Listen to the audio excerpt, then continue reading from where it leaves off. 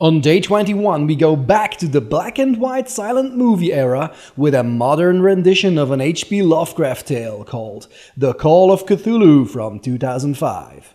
It harkens back to German expressionist movies from the 20s, like the excellent examples Nosferatu, Eine Symphonie des Grauens, Das Kabinett des Dr. Caligari, and the Swedish-Danish production Häxan, Witchcraft Through the Ages. The written works of H.P. Lovecraft don't translate well to film, because its writing style has a dense, antiquarian, poetic approach that's mostly mood-driven.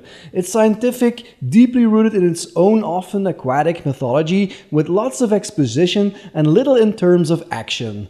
Most films therefore have an H.P. Lovecraft vibe without being faithful adaptations, like for instance the Stuart Gordon-directed films from the 80s like Reanimator and From Beyond, who take the general themes and give it a more modern tongue-in-cheek update. The Call of the Cthulhu is as faithful as a Lovecraft adaptation can be, and that's mostly due to the stylistic, artistic approach by turning it into a musically driven silent film, with the cue cards using the authentic Lovecraft texts in their original antiquarian form.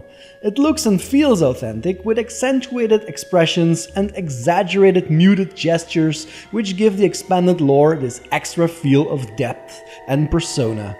Visually, it comes close to a movie from the silent era, except for some obviously apparent green screening that got a little bit distracting.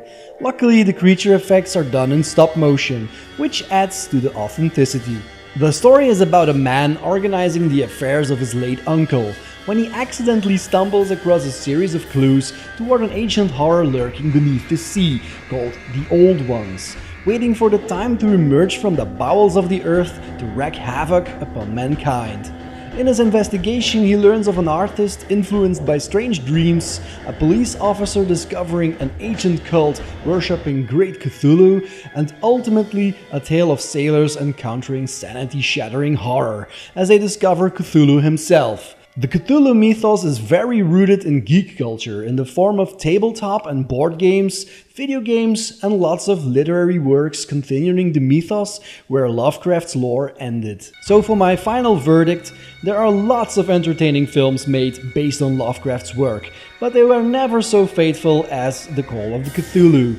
So if you can pierce through the stylistic choice of a silent movie which actually complements the work of Lovecraft and can enjoy films like Nosferatu, then this film is absolutely unmissable. See you next time.